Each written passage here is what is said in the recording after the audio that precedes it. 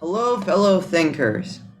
Today, we welcome you to our sixth episode of the Independent Minds podcast.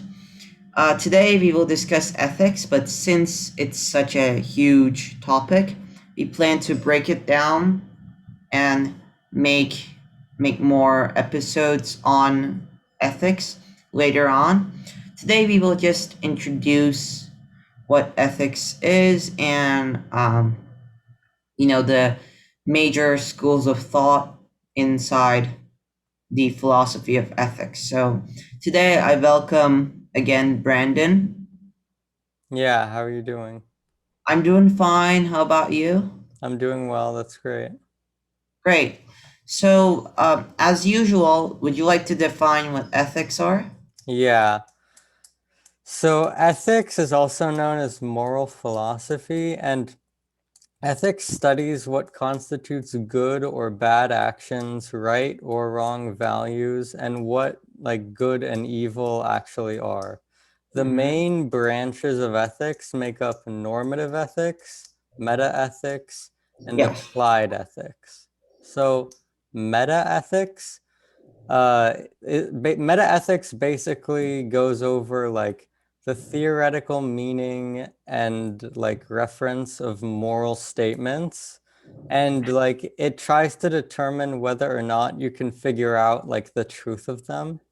Normative ethics is about what actions are right or wrong, and then Yeah. applied ethics are concerning specific situations, what a person is obligated to do, basically. Oh, Now, the biggest field of ethics is normative ethics, and that's where most of the popular ethical philosophers have kind of spent their time.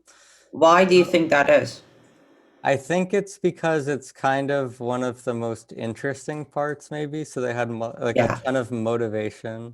I think it's because we're so obsessed with try to maybe improve ourselves and you know fit into our environment, and that environment is often led by ethics. So we want to know what's right, what's wrong, and for that, normative ethics and the philosophy of normative ethics is used frequently. Yeah. So now to go over normative ethics, there are three big schools of thought. Okay.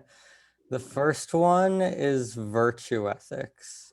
Yes. Now, virtue ethics describes the character of a moral agent as the driving force for ethical behavior. And normative ethics was most popular with ancient Greek philosophers that we've went over in a previous episode of our podcast. Socrates, Aristotle, and Plato. Yeah. And then yeah, so the second big school of thought is consequentialism or consequentialist ethics. Yes. So consequentialism says that the morality of an action depends on the consequences of the action. Now, this is a gigantic school of thought of ethics. So Mhm. most people who belong to it belong to a specific subgroup. And the largest subgroup is utilitarianism. Utilitarianism says that the morality of an action depends on whether it produces the most good for the most amount of people. Utilitarianism was really introduced by Jeremy Bentham, but somebody who really refined it was a guy named John Stuart Mill. And these were both people living in England during the Industrial Revolution. And part of the motivation for them to come up with utilitarianism is what they saw as the negatives of the Industrial Revolution, because they saw that it was kind of doing a lot of harm to a lot of people. And so they came up with the philosophy that you want to do the best for the most amount of people. Now, utilitarianism has like a bunch of flaws, though. For example, Yeah, for example, if like 51% of the people um, just want to decide on something and they say, you know what, this is good for us, we want that. But actually, it appears that when you look at it from a different perspective, it appears not to be as appealing, I guess. And that's the problem because often when the majority get all the power, the minority is fully exterminated. yeah, that happens a lot. And And in this case, it will be their ideas and ideals. Yeah, continue. And then, like, another problem is that if you only look at the consequences and you're only looking at it in regard to, like, if it does the best for the most people, Mm-hmm. attempted murder doesn't do like that much bad because like it only attempted murder only really causes like discomfort in a few people, right?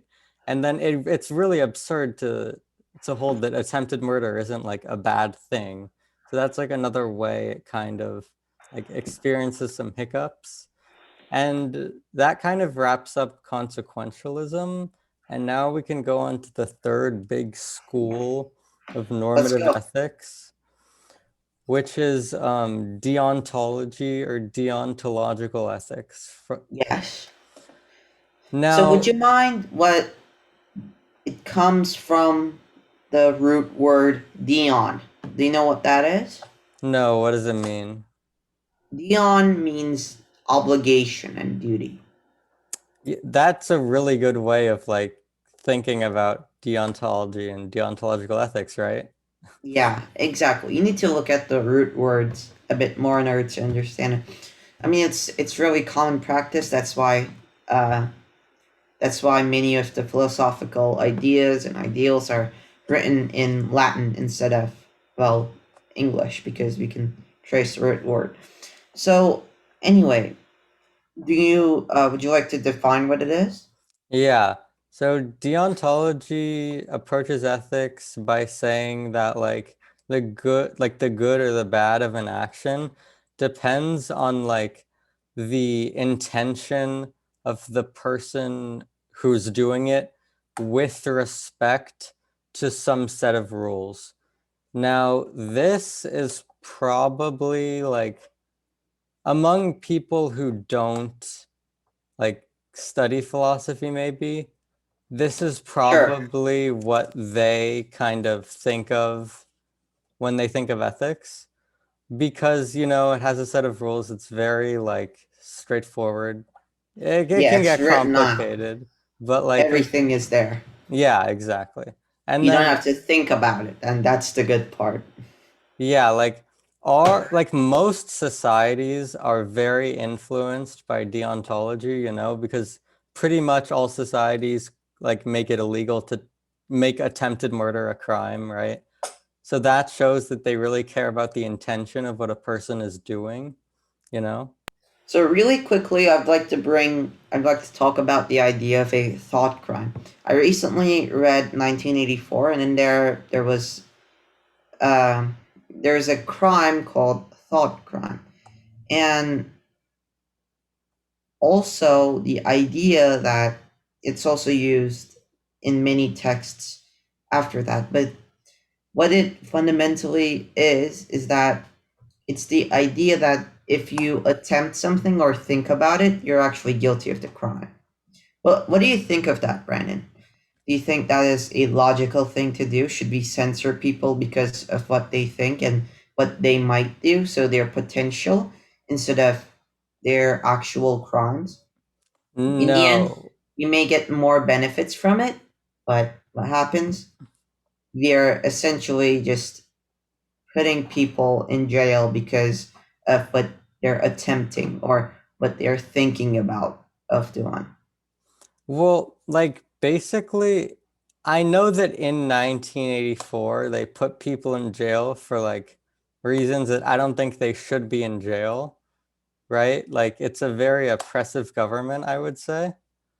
And basically, like I think that's a good approach, or it's a good approach in that if someone tries to do an action, they're held as if they had done that action.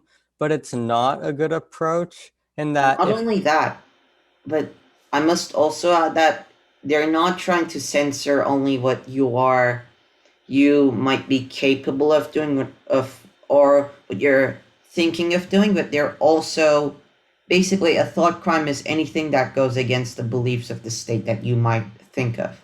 So yeah, I it's a I pretty would authoritarian system. yeah, I would be against that because you obviously don't choose what you think. So then it's pretty like it's pretty stupid to kind of like criminalize something you just have no control over, right? Yeah, but also, there might be some benefits to it, such as you will prevent any crime before it actually happens. But at the same time, I think that would mean 100% of the population living in jail. Yeah, literally. I mean, if we killed everybody, the crime rate would be zero, ner. Exactly.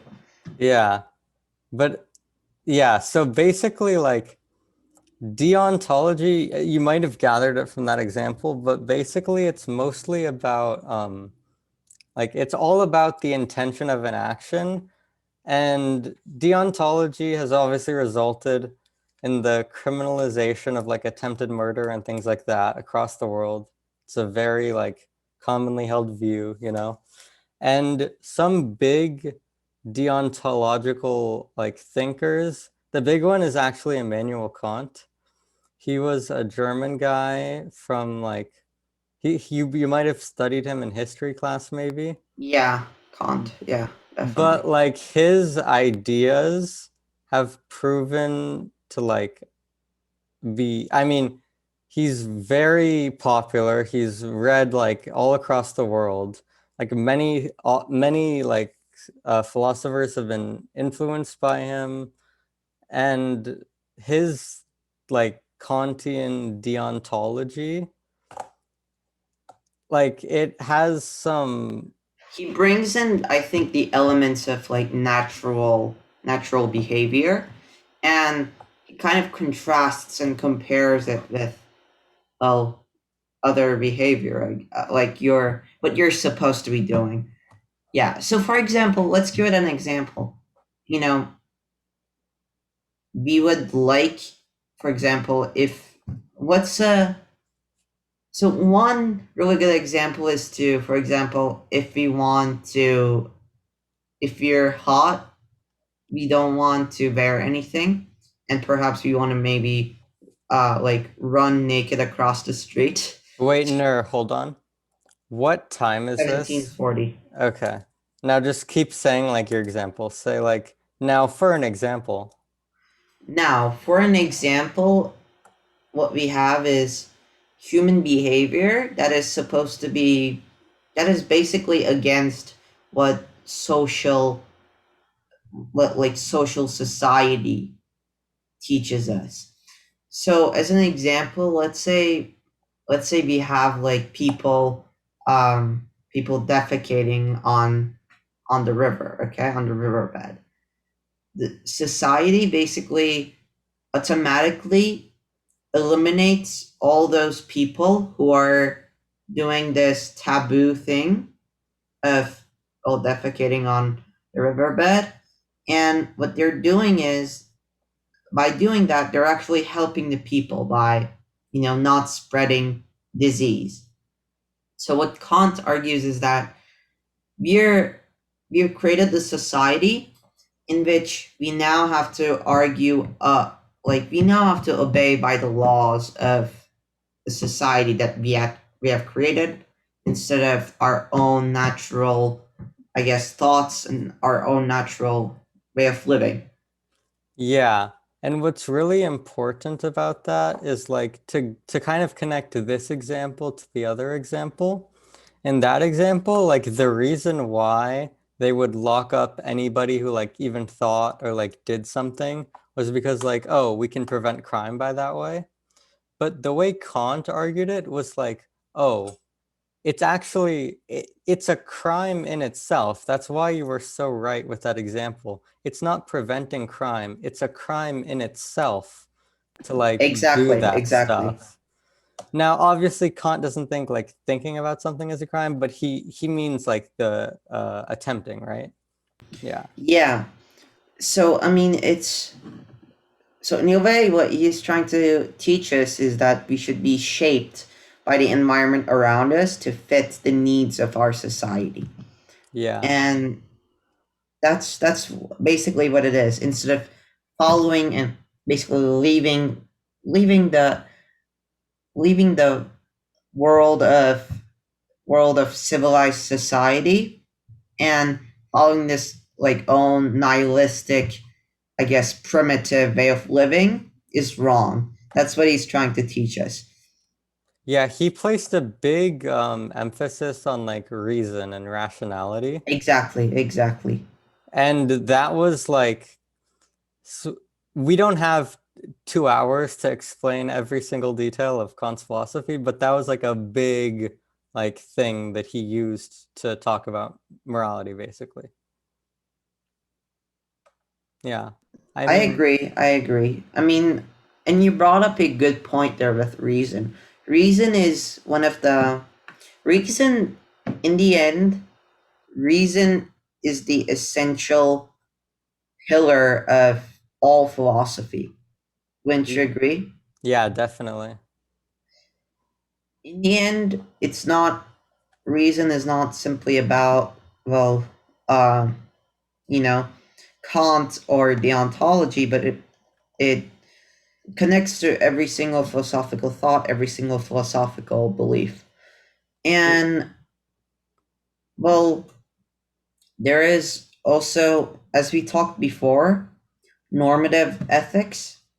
And reason, in the end, is what determines the normative ethics. Am I wrong? I And yes, no, sorry, keep going.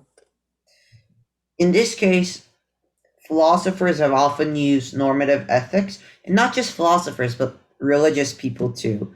What is wrong, what is right? They're trying to determine that with reason, and also with with the enlightenment they are provided by God or any other any other being, or basically spirit maybe. So you don't even have to be religious to believe in normative ethics. It's simply it's simply a belief that's so human, and it often excludes like some confirmation from God. What often happens is in old philosophical beliefs, people used to always get their confirmation from God or their gods. Okay.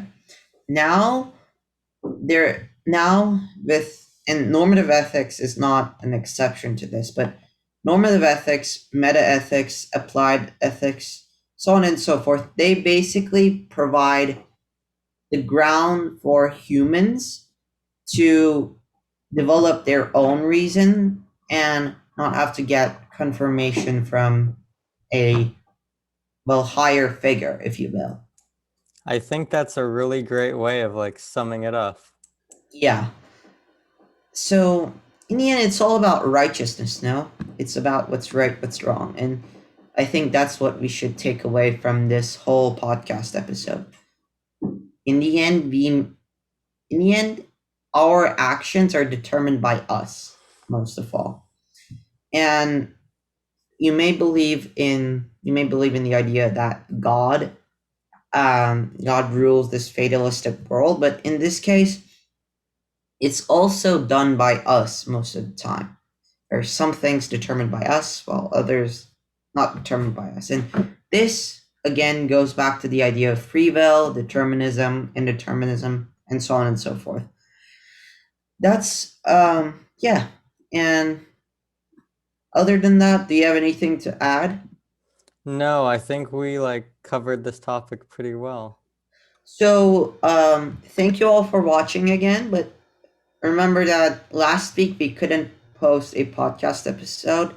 We were we were all busy. So anyway, so in the coming episodes we will likely go over these branches and parts to ethics. But until then, thank you all for watching. Please remember to subscribe, leave a like, and also comment down below. We love to, well, we love to engage in conversations on the comments section. So, anyways, thank you all for watching. Goodbye. Bye.